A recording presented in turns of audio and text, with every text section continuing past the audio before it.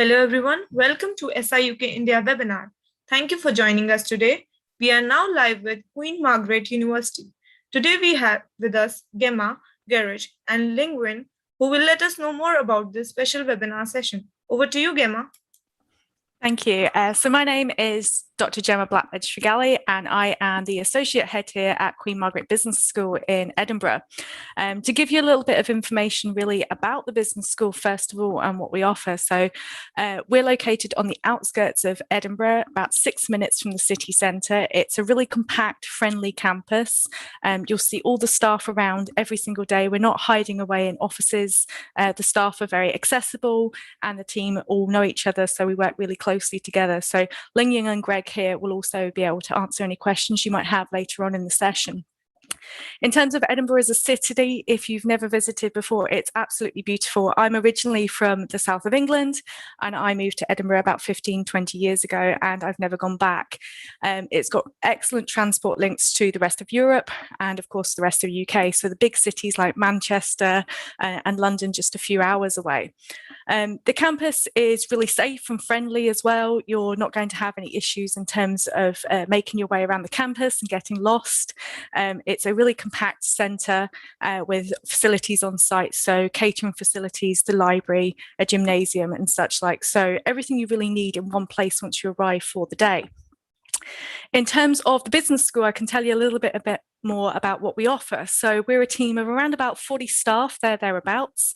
And in terms of our programme offering at undergraduate, we offer programmes in business management with a series of specialisms in enterprise, marketing and finance. And we're looking to develop a programme in data analytics, and that's going through the process of validation at the moment. And that will begin for intakes of 2023.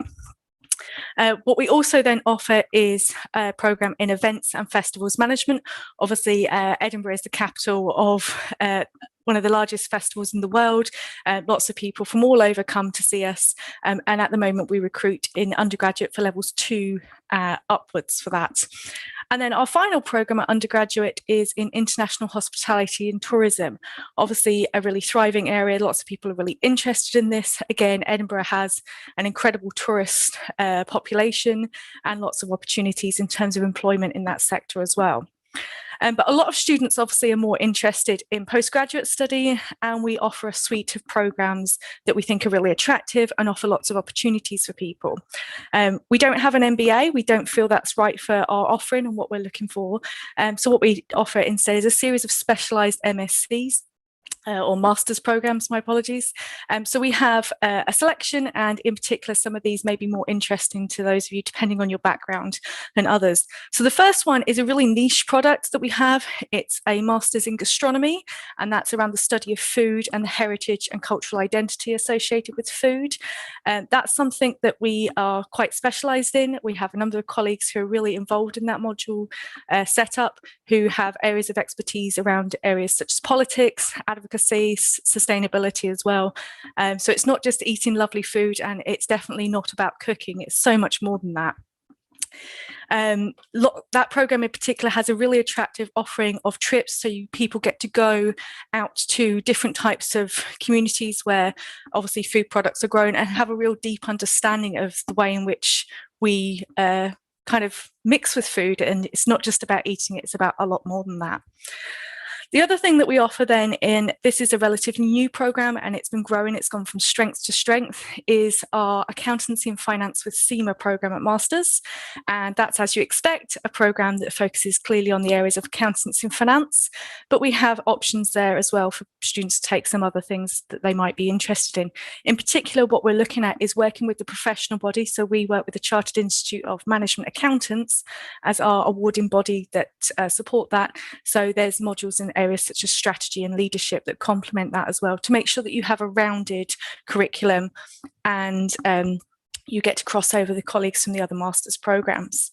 One of the other options we then have is an international marketing degree. Again, this was launched fairly recently, a couple of years ago at the same time as our accountancy finance degree.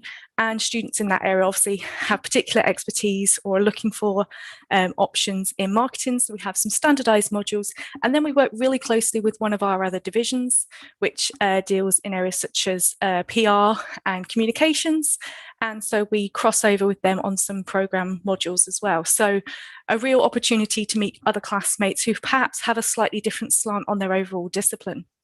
The next option we have then is the International Management and Leadership, and this is kind of our flagship program. It's a program we've offered for a number of years because we really feel that actually people need core skills in leadership and management. And what we've ensured is that, again, in terms of subject benchmarks, we're covering areas such as accounting, HR, operations, and so on. That program, again, has optionality in terms of some electives, so people have a little bit of choice. One of the really important things probably for all of our master's programs and indeed our undergraduate programs is for the final project, students have an option as to whether they wish to take a full session in terms of a dissertation, which is obviously a very traditional package, writing an extended piece of work on a particular subject of their choice, or what we've found in the last few years, particularly in terms of employability and developing skills that future employers might really be interested in, is looking at areas such as project-based work, so working very closely with an organisation. And undergraduate level, that tends to be an organisation perhaps within the community. At postgraduate level, it could be a small local organisation. It could be an organisation working in the charity sector, or it could also be a really large organisation. So we've had students do work with some really big companies as well. It depends on what somebody's looking for, and it enables people to tailor their degree to their future aspirations and their areas of interest. So that's what we offer in terms of staff support and student support to make sure people are looked after. At the forefront of our delivery really is making sure that students are welcome and feel comfortable and never have to worry about where to turn to. We ensure that every single student at the university has what we call a personal academic tutor, and every student is assigned somebody and they work with them to resolve any issues, to signpost them as and where they need to. We then have a full package of other activities around the university as well. So areas such as student services help students in terms of any challenges they may have with funding or perhaps careers, and also about any disability they may have. So we make sure everybody's looked after and you're never going to be lost. There's always signpost and direction where you need it. We have an effective learning service that works specifically with students as well to ensure that their learning and academic work is up to the relevant standard throughout their studies. You know, sometimes people are coming perhaps from a very different environment.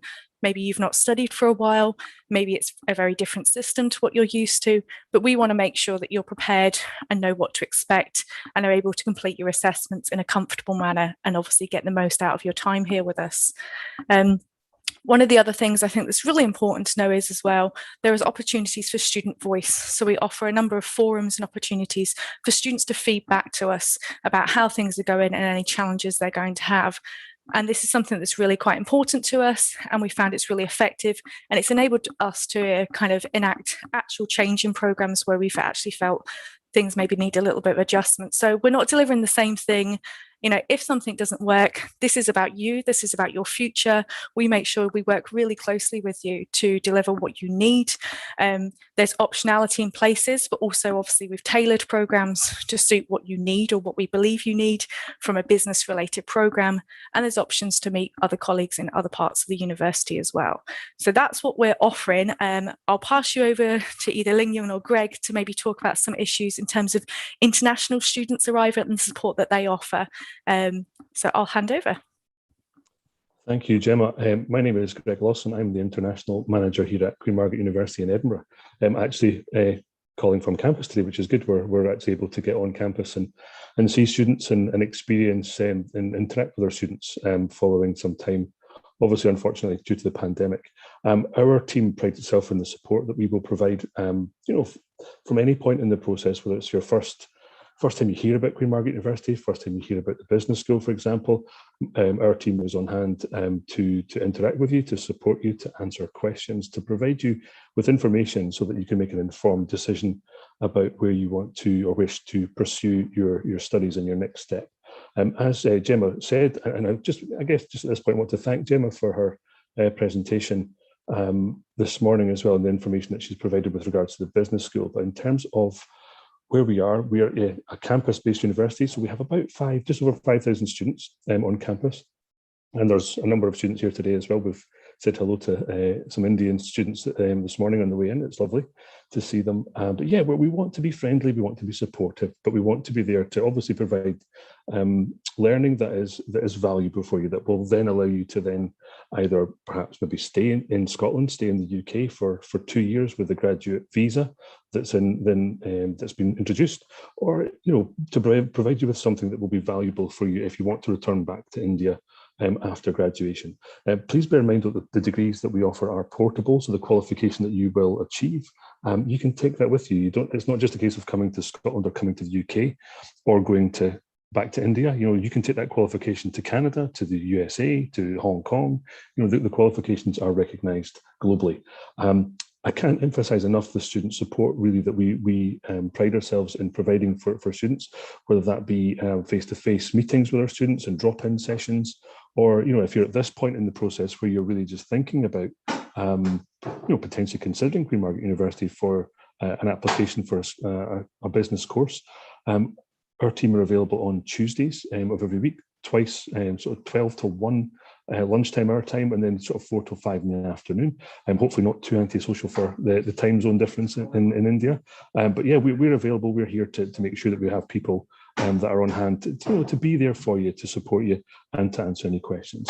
Gemma mentioned connectivity as well within Scotland as well. So you've maybe seen Scotland, you've seen the movies, like Skyfall from James Bond, which was filmed about 2.5 hours northwest of Edinburgh in the beautiful Glencoe area of Scotland, to Outlander, to Braveheart, and many movie locations. The city of Glasgow, which is about 45 minutes from where we are, there's always filming, there's always movies getting made in Glasgow as well. So there's lots to do as well. There's lots to keep you amused and keep you entertained. And don't just think of a study destination as somewhere to undertake your education and your learning. Obviously, bear in mind as well that there's a lot more to the Scottish degree experience than just sitting or being in a classroom or being on one of the many field trips, as Gemma discussed. You've got to have a bit of fun, you've got to enjoy it, and you've got to be feeling safe and get as much from much value out of the experience as you possibly can. So yeah, I guess from an international manager's perspective, for the international recruitment team's perspective, we just really want to say that we're here. We're here. We're happy to be there for you, to support you, to rule things in, but to rule things out as well. It's important that you make an informed decision as well. There'll be lots of choices out there for you to consider, to kind of think about. Come and talk to us. That would be the best piece of advice I could give. Just come and have a very informal, have a friendly chat with us. There's no hard sell. We're not trying to push anything on you. What we are trying to do is just say, look, this is who we are. This is what we offer. This is what you can get from your experience, whether it's your study experience or your international student experience. But give it some serious consideration. But we're here to help you make that decision. And I say it's as important to rule things out. If it's not for you, it's better to find that out now, and we'll help you come to that conclusion if that's where you think you're going with that. But also, we really hope that we can provide something of great value to you as well, and something that you'll really enjoy and you'll have a lot of fun with. We'll work you hard, and you'll have a lot of, Gemma and our team will push you and challenge you in terms of its master's level studies. So it will be challenging. But what we want to do is make sure that you enjoy the full package, you enjoy everything that is available in Edinburgh as well as a city. So I'm from Glasgow originally, so I'm not biased towards Edinburgh either. So neither Gemma, Lin or I are originally from Edinburgh, but we are certainly championing our adopted home city as well here. Lin Yun, do you want to introduce yourself? Do you want to say anything else? Of course, yeah. Sure. So thank you, Greg and Gemma, earlier. It's very, very kind of you mention university. I just quickly introduce myself. My name is Ling Yun. I work at Queen Margaret University. What I want to say is just to echo what Greg and Gemma said earlier.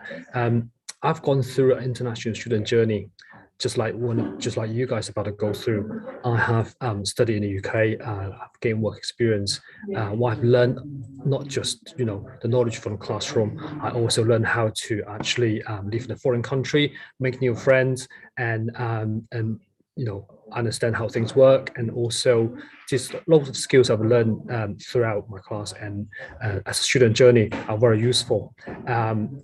I've learned the way to study, not just the stuff in the book. I've learned how to make new friends outside the class, finding people with a similar interest. I've learned how to live on my own without my parents' support. A lot of friends I made are really, really important. We're still in touch. And it's a very, very exciting chapter of my life.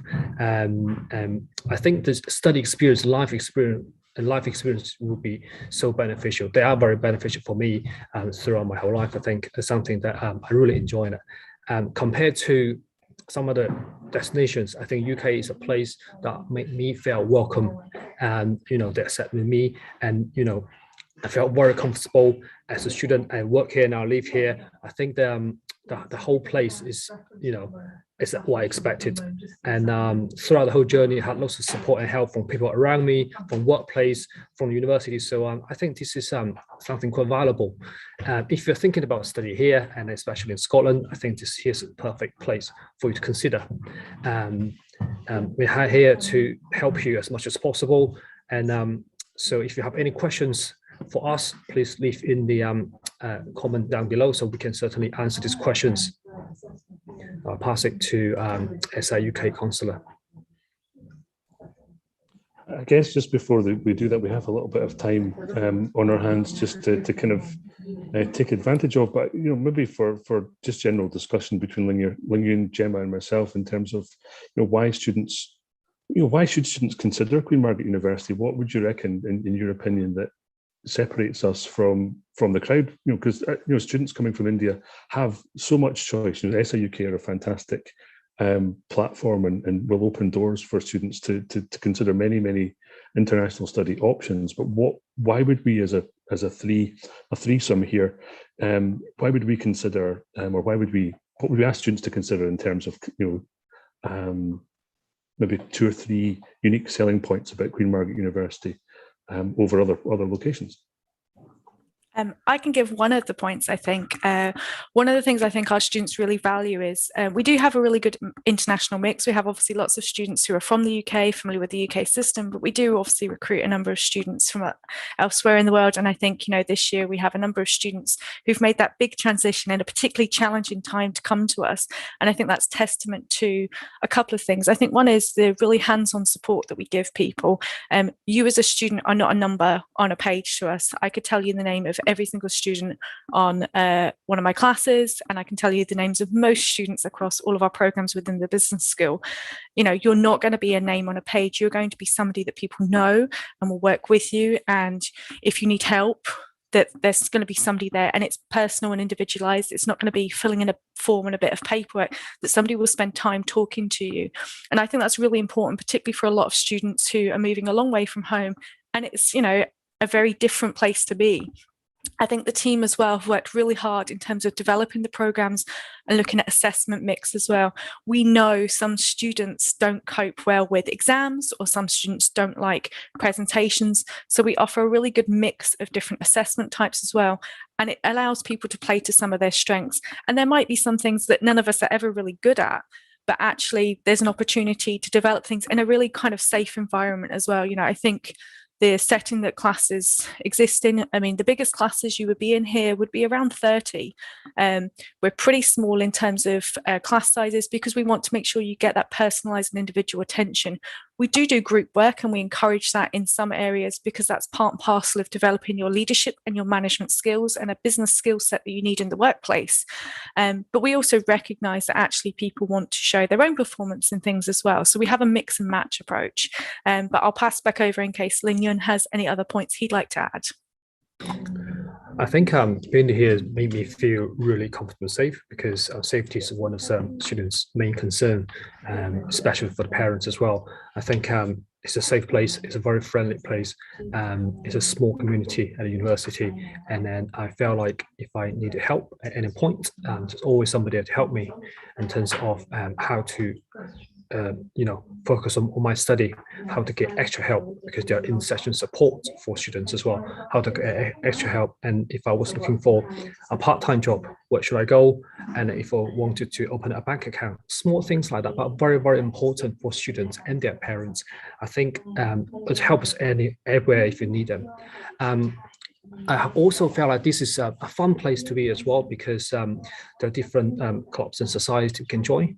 As a student, you don't just go to classes, you also, socialize with other students outside the class, finding people with a similar interest. So there are different students, like for example, there's students get together and decide when to go out for hiking or camping, things like that. So that's something that I find that is the best way to meet up with other newer students, and then either new student or current student, because everybody just get together and then do things together. So that's quite important. You can learn a lot from other students who has been here a bit longer and gain experience, and so I think that's a great way to communicate with everybody. And this student pass on quite a lot of useful information to you, and then you can just learn a lot quicker, and that certainly is makes your student journey a lot easier, I think. Thanks, One other thing, sorry, Greg. One other thing I thought about actually is, and I know this has been really important in conversations I've been having with our students, is we've really committed over the last sort of 18 months in what has been a really difficult time to face-to-face teaching. And we know that that kind of commitment and attachment and sense of belonging for students has been really important and a real challenge for people. So all of our classes in terms of postgraduate are being delivered face-to-face at the moment, with obviously appropriate provisions in place. And last year, throughout the pandemic, we actually committed to face-to-face teaching throughout, again, obviously following safety precautions. We want to make sure that people know that, wherever possible, that's a commitment that we have made. And in terms of the team, I know that that's been something really, really important to them. And where there have been occasions where perhaps government restrictions have made that more challenging, we've made sure that we have a really good online package that people can tap into. But that is not our standard provision. Our provision and our commitment will remain face-to-face delivery and face-to-face wraparound care wherever possible. And I think that's something that's really important and something that we can deliver in most cases, because we're that little bit smaller. And, sometimes, the last wee while has obviously been quite challenging and quite lonely at points. And I know, having had conversations with our students, that personal kind of touch and being able to speak to somebody in person, be able to come into a class and interact with, a handful of our classmates has been something, that's been really helpful and helped build resilience and made that transition much, much easier as well. So I just wanted to kind of make sure that everybody's clear that that is something as a university, regardless of programs, and obviously I'm here representing the business school, but actually regardless of programs, it's something the university is really strongly committed to. We know the value of face-to-face teaching, and it's something we seek to continue wherever possible.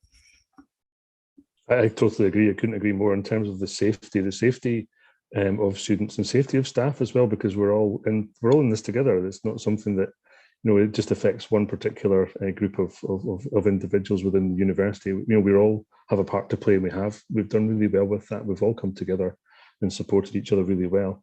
The other thing I was just wanting to kind of ask, is probably more for yourself, Gemma, without putting you on the spot at all, is in terms of the links with the business school to industry as well. I think that's something that we really pride ourselves with as well. I mean, we are a safe and we're a fun learning environment as well. But in terms of professional relevance, in terms of the degree being the degree and the connections that you can make within the degree, do we want to maybe talk just a little bit about maybe some of the industry connections that the business school might have? Sure, no problem. One of the things that's really important across all of our programs, but more kind of pronounced within some as well, so it depends on the program, is the use of guest speakers to come in and actually talk to you about, well, this theory and the stuff we're talking about, what does it mean in practice? How does it translate into a real business? What has been that person's professional journey? So in some of the programs, it could be somebody coming to us. Sometimes actually it's us going out to them and seeing something in real life. So we pop you on a minibus and ship you out to somewhere for an afternoon or for a day. And actually get to see things, in real life. So, for example, I've taken a group of students before to the Diageo plant. It's a massive bottling and produce plant on the West Coast. Or, I think it's the West. It's not in Edinburgh, I know that. And we get to see hands-on people operating in the organisation, have, proper conversations with real people, not, reading about it just in a textbook, but actually seeing it. I know the gastronomy program, they've gone out to various farms to see, things like the growing of mushrooms, or they've gone out to areas where crofting happens to see a different type of agriculture. So really get to see a very hands-on experience, and that kind of translates then into other opportunities thereafter. So the Marketing Society, for example, is really popular. Students have been really engaged in that. They've had guest speakers, I think, from Google in the last year. Obviously, with the operation of online that we've all sort of moved to, we've been able to as well, you know, even if somebody's physically not been able to visit, that we've had guest speakers, recorded sessions.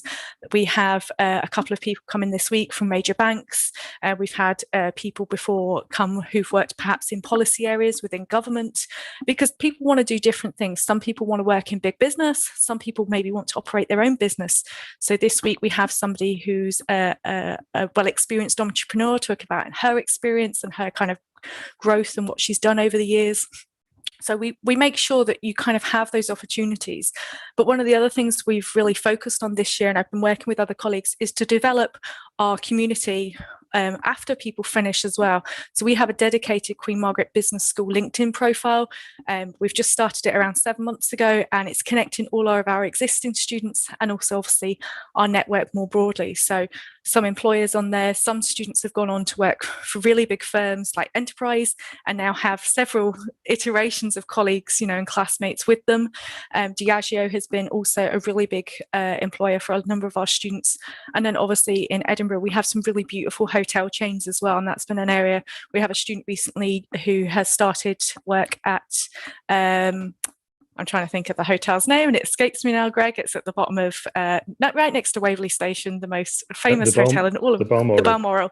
Thank you. I have a student who's just started work at the Balmoral, the most stunning hotel, a kind of iconic building within Edinburgh. And, you know, the opportunities then to connect you with other students as well, because it's not just about businesses and people within particular roles. It's making sure, you know, as people move around and move on, you can stay in touch with one another, but also with your former classmates as well, because you never know where that opportunity might come from. So loads of opportunities to interact with classmates. There's dedicated VLE sites that have all of the materials you use, which you can access as and when it suits you.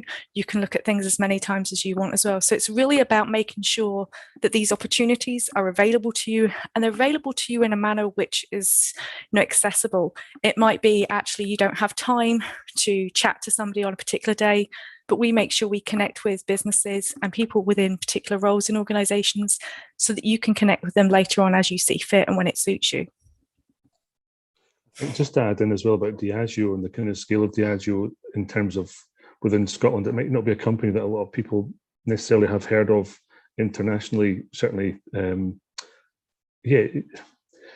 best way to describe them, they're the bottling and supply sort of company for a lot of Scotch whiskies, but I believe for Coca-Cola as well, for certainly for Scotland, but for quite a large part of the UK as well. So that maybe give you a couple of brands as well, and kind of an idea of the scale and size of the company that the business school has connections with. The Balmoral Hotel as well is certainly, I mean, anyone who just wants to lift the text that I've put in the chat box out in Google and do a look up on the Balmoral Hotel, and you'll see the cityscape behind it within Edinburgh as well. Certainly it's spectacular, and it's Gemma says, it's central. It's right on top of Waverley train station.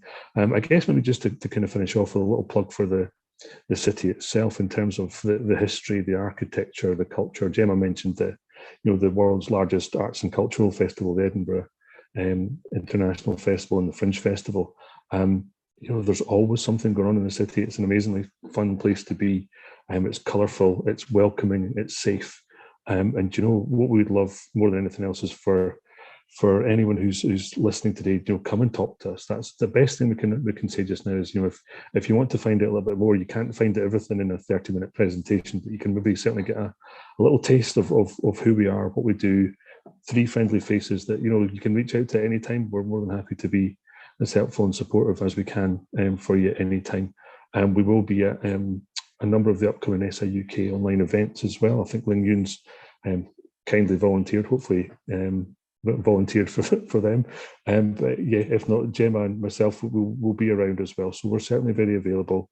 And if there's anybody who does have any questions about Edinburgh, about Scotland as a study destination, the UK, the graduate visa route, or the job opportunities that are presented after you've graduated, please reach out to us. Maybe we could pop our email addresses into the into the chat box as well, just so that we can make ourselves fully available. I think that's kind of 30 minutes we've talked for. Deepika, do you want to come back in, or has anybody out there got any questions that they want to ask Gemma, Lingyun, or myself? Yes, we'll be moving towards the Q&A session now. Thank you so much for such a knowledgeable presentation. So we have quite a few questions on YouTube chat box. The first question, for international students, is there any help to find jobs in the UK after graduation or during the studies? Yeah, I'll take that one for you, Deepika. Yes, absolutely, 100%. Yes, we have an amazing careers team, and that's the first thing we should also say about the university. So our careers team are based actually just very close to where Lingyun and I are sitting just now. Fully trained careers counsellors. We offer a career service for life. That's not just a case of you have that year or 16 months when you're with us to help identify the career that you're wanting to kind of go into. What we'll be saying to you from day one is to start that process as soon as you get here, and contact and connect with our careers team. Things like even engaging in finding part-time work during your studies. So your student visa will allow you to work for 20 hours per week during term time or teaching time. You can work full-time during any vacation or holiday time. So there's opportunities to find part-time work as well. And that's certainly something that will be advantageous to you in supporting yourselves when you're with us, when you're with us in Edinburgh, but also in terms of building networks of connections as well. So our careers team will obviously help you to develop your resume, your CV, and kind of make it more adaptable towards, or adapted towards, the local job market to make you as employable as we can help you make yourself be. So yeah, I mean, I can't emphasize it. It's a really, really good question. In terms of employability, we want to make you employable. We want to help you to stand out from that crowd. You may be applying for jobs after you finished your studies, and there could be 50 or 60 other candidates going for the same job position. What separates you from that crowd? Well, we want to help you stand out. We want to give you that the theory and the practical skills to help you stand out a little bit from the crowd. We want you to be just that little bit ahead of everyone in the jobs field as well. So again, speak to our careers team as well. They're amazing. They do loads of presentations. If anybody's interested, we can reach out to us and we can send you some of our careers presentations as well. Thank you. The next question, does QMU accept Duolingo score instead of IELTS? Lingyun, do you want to take that one? Yes, of course. Yeah, sure. At the moment, we don't take Duolingo English test. We take IELTS indicator, Pearson, PTE. So we can share the link with all the English qualification we have set online for you to take a look. Obviously, you can choose the most suitable for you. I would suggest you to consider IELTS or IELTS indicator, because that's the most common test. You can find lots of information to get yourself ready to prepare for the test, and then it's quite cost effective as well. So if you are thinking about taking an English test, I would say if you could take an IELTS test, that's the best way, because it opens lots of different doors for you, or IELTS indicator if you're not unable to because of the pandemic. So those two will be the best one. Certainly, if you already have a test, use the link we put in the chat box here and find out if it's something that we do accept. For example, you already have a Pearson, we will consider that as well. So yes, not Duolingo at the moment, but we do recommend you to take IELTS and IELTS indicator if it's possible. Thank you. Thank you. The next question, can I enroll myself in international marketing, MSc? Is any work experience needed? I can take that one. No, we don't necessarily need work experience. What we're looking for is somebody meets our standard entry requirements, which are obviously all outlined in our prospectus. We take lots of students from different backgrounds. So some students have a very traditional educational background. Some students as well, of course, may actually have come via a different route, and they may well be in a job and have been working somewhere for a long period of time. So we would obviously look at an application on its individual merits. I have to say, we've seen a range of students come into the programmes over my time. And actually, in some ways, people having different experiences is actually really beneficial. You don't have to have this kind of one size fits all. We would consider an application that perhaps is a little bit less standard on its own merits. And I'm always open to having a discussion with a student and also with my team about what that application may look like. I think what's really important is that education is accessible. We want to make sure that it's going to be manageable and something that's suitable for you. But having a non-traditional background shouldn't exclude anyone from application, not in the slightest. Thank you. The next question. Thank you. Can I just quickly add to Yes, sure. what Gemma said earlier? When Gemma talks about the experiences, all kind of experience, including part-time work experience, volunteer work experience, we'll all that, because what you are bringing to the class will also help other students to learn from you as well. That's very, very valuable for us. So if you have the qualification, great, come to apply. If you don't have it, but you have experience, also give it a try. So we want to see it. We want to see application from you. We want to consider you, and we'll review your application fairly. So if you have it, great. If you don't have it, still, consider to come to us. Thank you. Thank you. The next question. What is the application process for 2022 intake? Please explain. I can take that one actually. Okay. Yeah. So for undergraduate, if you want to come to study with us, you will have to apply via UCAS. That's the best way, because on UCAS you can apply to more than one university. So that's the best way to apply. You just remember all the UCAS deadlines you have to follow. For postgraduate, you can apply to our course page online on the upper right-hand corner.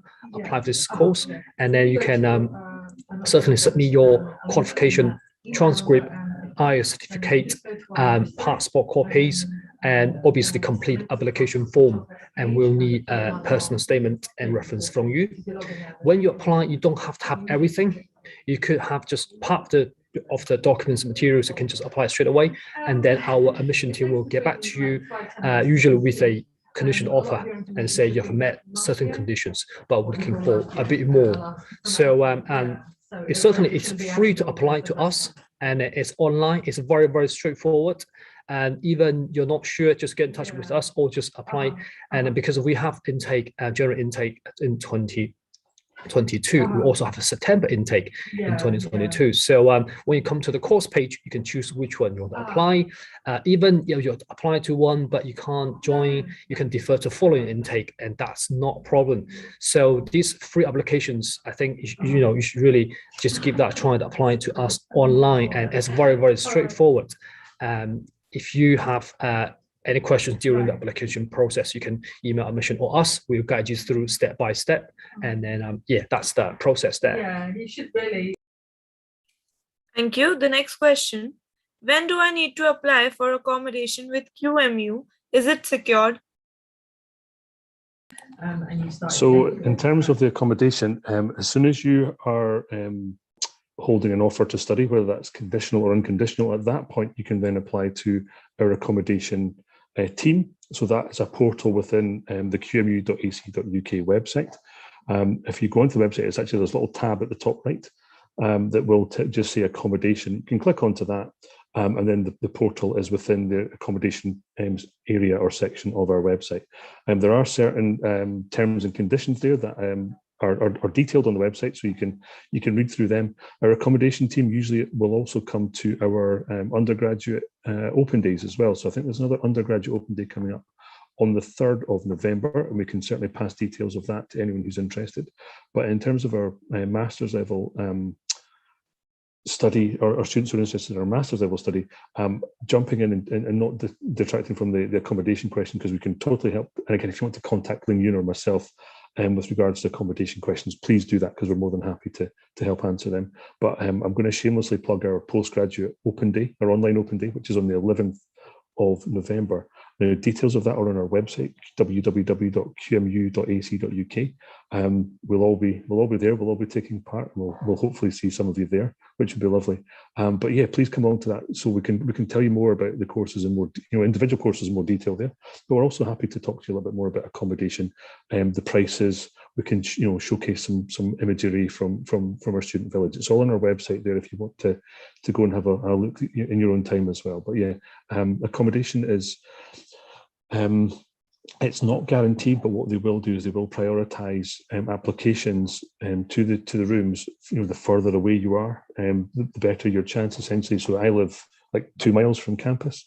If I'm applying for a room and someone's in Mumbai or Delhi or Pune or Bangalore, you've got a little bit more of a journey to get here on a day-to-day basis than I have. So therefore, you take priority, rightly take priority over me with when the applications are being considered. So the student village will fill up. It's a great community. There's 800 fully ensuite bedrooms there. So there's no meal packages either. So we're looking for people to to stand on your own 2 feet, to cook, to look after yourself, to do your own washing and things like that as well. It's a great experience. I think when you mentioned being away from home for the first time as well, it's very valuable. We don't want just to teach and to educate in terms of the subject that you're studying. We also want you to be learning life skills as well, and that's hugely important as well. So yeah, but come and speak to us again if you've got any questions about accommodation. We're happy to help. Thank you. The next question, the student wants to ask, sir, can I apply without IELTS for masters? Also, she wants to ask, which course is best after Bsc Nursing? Two good questions. In terms of the Bsc Nursing, it depends. I always kind of throw the question back at whoever's asking there and say, it's not really for me to tell you what course is best for you. It's about, for master's level, we're looking for you to do a little bit of your own research, to have a look at the portfolio of courses, but also when you come to master's level study, to have a think and have an idea about, where you want to be in 5 years, 10 years time from completing your studies. What are your career and your working aspirations? Identify your goals and work back from them, and that will tell you that question will answer itself in terms of the BSc in nursing.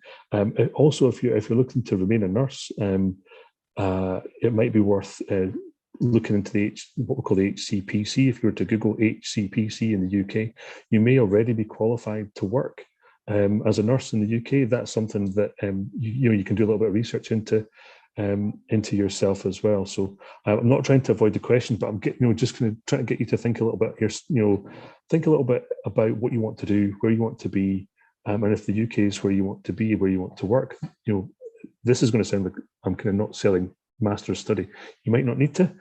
So have a look as to whether you need to study as well. That's another question that you want to maybe kind of consider and ask yourself. The other part of the question, I believe, was, do you have to have IELTS? The likelihood is probably yes. There are some exceptions to that in terms of if you're coming to study master's level and your undergraduate degree has been taught and assessed fully in English, you may well be exempted from English language test proficiency and kind of proving your academic English that way. But again, and I can't emphasize this enough, come and talk to us. If this is something you're specifically really interested in, Lingyun and I can set up a one-to-one call like this for you, and we can give you some more detailed guidance and counselling and answer any questions you've got. It's maybe not something necessarily you want to talk in a public forum about in terms of your own individual qualifications and aspirations, but there are exceptions. But I would say in the main, we would be looking for IELTS or equivalent for our degrees, and that's also a UK visa and immigration stance as well. That's their kind of rules and regulations rather than just the universities. Thank you. The next question, does the QMU consider the Chartered Accountancy Intermediate course as a RQF6? Can I use this level to apply for a master's in QMU? QMU? Do you want me to take the question there, Greg? Go for it. Yeah, so RQF level 6 is pretty much a undergraduate level. So that's as in England they use RQF level, and in Scotland we use different level. But I think if the student complete a undergraduate study, undergraduate level study, wants to come to us to study postgraduate, we'll welcome students like that. And depending which course you want to apply to, what you want to study, and your work experience. So so there are different courses. I'm sure we'll be able to find one that suits you. But if you have that level of qualification, please get in touch with us. Please let us know what you want to study, and we welcome you to come to apply to us. I think we want to know what we can help you with. And there's lots of courses Jeremy talked about earlier. We will be able to find one that lets you to progress a little bit further, develop your knowledge and experience, and then they'll help you to get a job afterwards. So if you have that level of qualification, yes, please do get in touch with us. Thank you. I guess just to support Ling Yun as well, what Ling Yun's saying, and it's another plug for the online open day on the 11th of November. If accounting and finance is something that you're really passionate about and that you're really interested in, come and speak to Mo. Mo is the program leader for accounting and finance. Mo's amazing, and Mo will be more than happy to talk you through what she's looking for from you as an individual, but also the academic requirements for the course. But she'll also tell you, all about the course and the modules, the subjects you'll study, and give you examples of the career paths that would potentially follow the degree and after graduation for you. Thank you. The next question, are there any scholarships available for postgraduate courses 2022 intake? Yes, absolutely. And that's something that we would always push and always, when we're doing our guidance and support with students, we're always keen that students are aware of the scholarships that are available to you. Now, we're just about to publish the scholarships for September 2022. So that will be on our website, on the qmu.ac.uk website, on the fees and funding page there.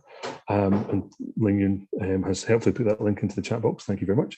But the other website to look at again, and this is something that we will share with SIUK, and SIUK staff will be aware of, is the Scottish Government's Saltire scholarships as well. So there are, some of you will be eligible to apply for the Saltire scholarships, as well as Queen Margaret University's own scholarships as well. The QMU International Scholarships are £3,000 in value, and that's a deduction from your tuition fee. And the Saltire Scholarship Awards are £8,000. Again, there will be terms and conditions attached to those. But again, if you want to come and have a chat with us, we'll happily talk you through, and we can tell you probably during the same call whether you'll be eligible for the scholarships or not. Thank you. The other student wants to ask if they can work with the university while pursuing their studies as well.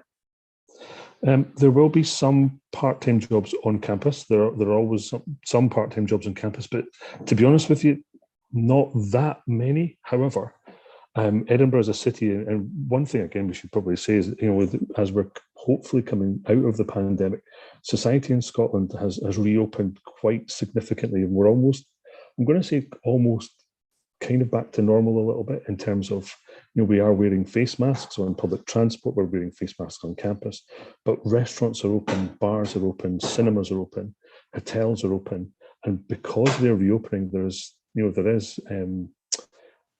number of part-time job opportunities. What we'd always try and say to you though is, and we'll guide you with this, is to look for part-time work that is relevant to your studies wherever possible. Not only are you earning money, which is obviously very, very important in supporting yourself and supporting your studies, but also you're building your experience, you're building your resume, your CV, you're adding connections to your LinkedIn all the time as well. So take a step back and think, yes, I need to earn money. That's obviously very important, but think carefully about that, and we'll help you. Our careers team will support you towards making sure your CV, your resume is fit for purpose, that it contains everything employers are looking for in the job adverts that you're looking at. But also, we would want to try and get you to look for any job that will open doors for you, not just during your studies, but after your studies as well. That's really important. But again, we'll help you, we'll back you and support you 100% with that when the time comes as well. Thank you. The next question, what careers I can choose after completing MSc International Management and Leadership?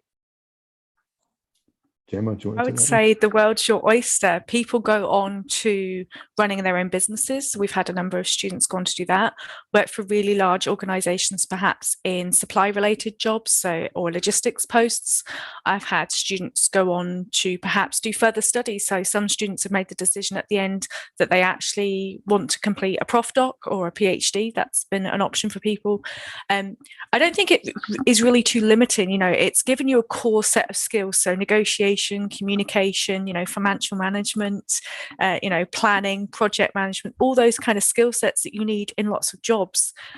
So it's not a case of, if you do this, you're going to be doing this. Actually, you've got quite a broad range of activities. So I've had a couple of students go work for the Kerry Group, which is a big organization that primarily deals with sort of dairy products as well. So lots of different experiences that people have gone on to do. And that's one of the things and one of the reasons we're really trying to build that profile with our students on LinkedIn to make sure we have a really clear connection with them upon graduation and moving on, and to stay in touch and to stay connected and tell us about their experiences. I'm about to run a campaign on student exchanges, which is something we offer for all undergraduate students.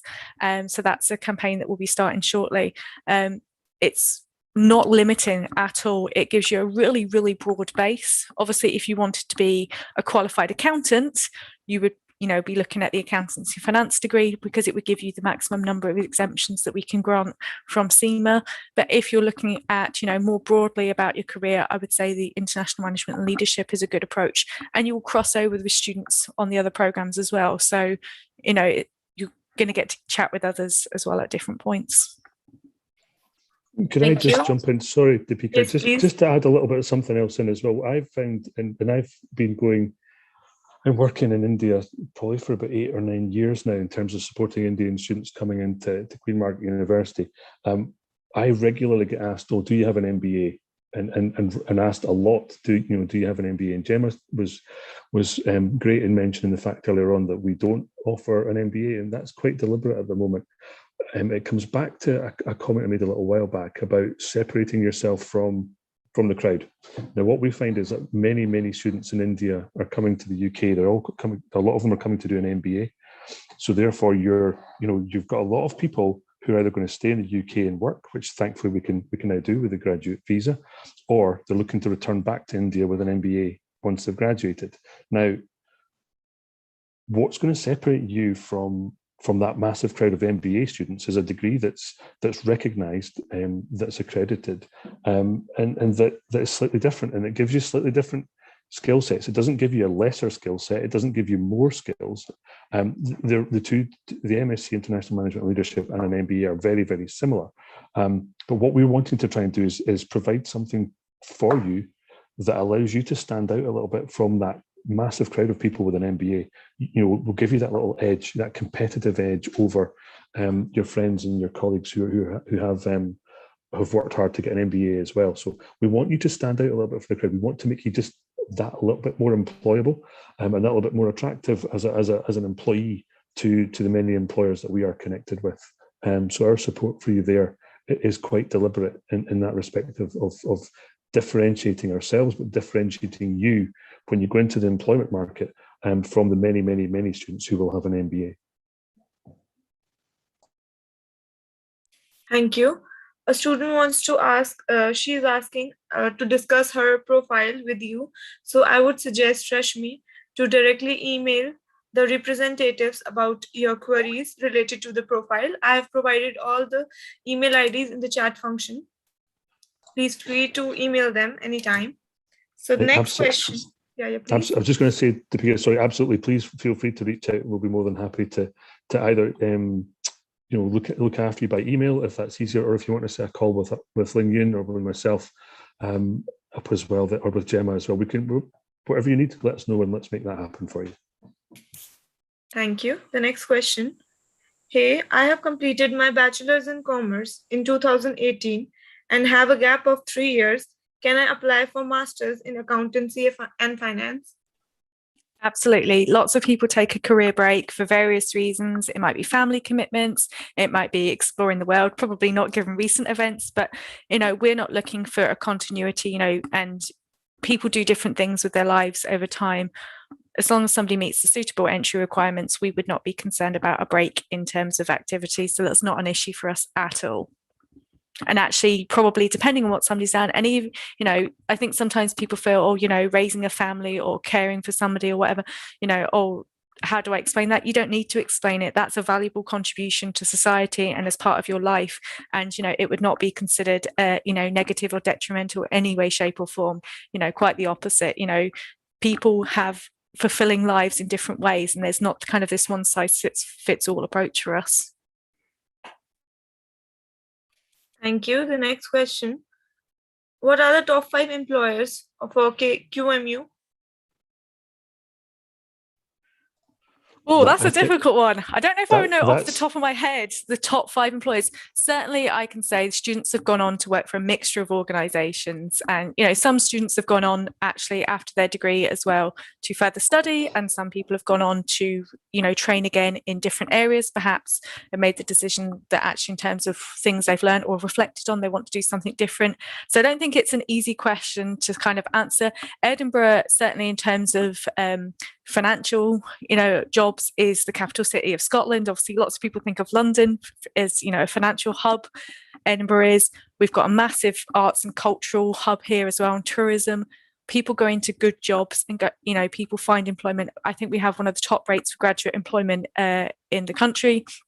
You know, people have gone on to do lots of different things. So I'm not going to commit to there are 5 employers, because I don't think it's an easy question to answer.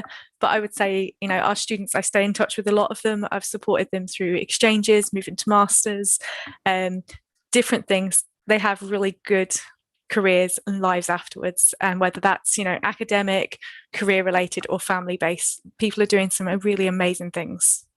I'm very proud of our students.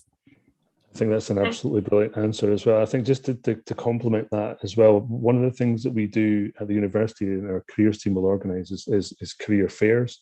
So we bring a number of large and small employers into the university, and they're looking to speak to our students. They're looking to, you know, to employ our students essentially, and that's the biggest compliment that we can pay to you as students, and welcoming, you know, large employers. And Gemma mentioned the financial services sector as well. I've worked in a past life. I've worked in financial services in Edinburgh as well for 7 years. I know it really well. Edinburgh is the UK's second largest financial services centre outside London. So you can forget Birmingham, Manchester, Liverpool, all the big kind of cities further south into England. Edinburgh's up there. All the big employers, all the big financial services employers and companies have bases in Edinburgh. Gemma also mentioned in terms of the public sector as well, the Scottish Government are based in Scottish Parliament's in Edinburgh.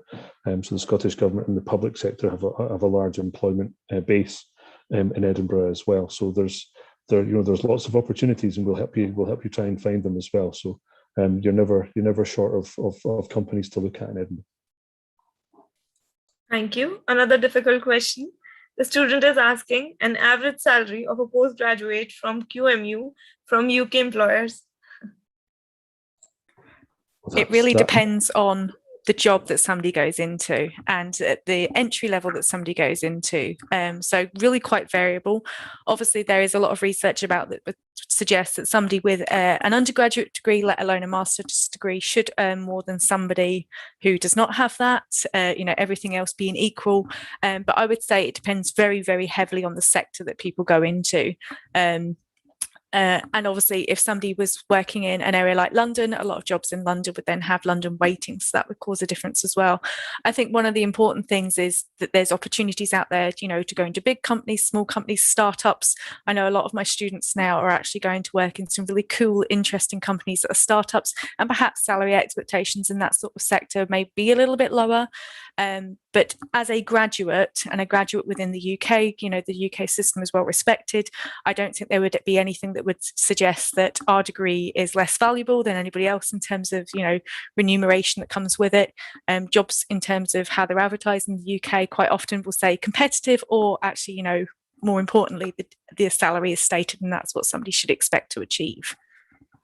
And yeah, another thing, I guess, again, to complement Gemma's answer there, is that just because you've graduated within Edinburgh or within Scotland, there's nothing to stop you going elsewhere with your degree. It's yours. You've earned that. You take that with you. And as Gemma said, you know, the London waiting is an additional cost of living related salary increase for those who choose to go and work in London after they've graduated.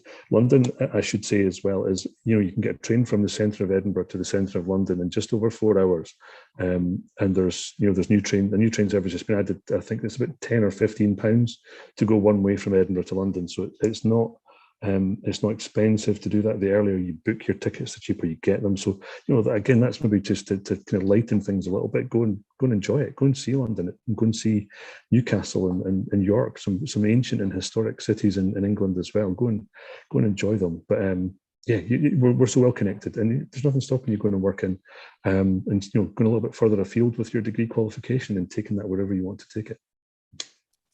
Thank you. One more question.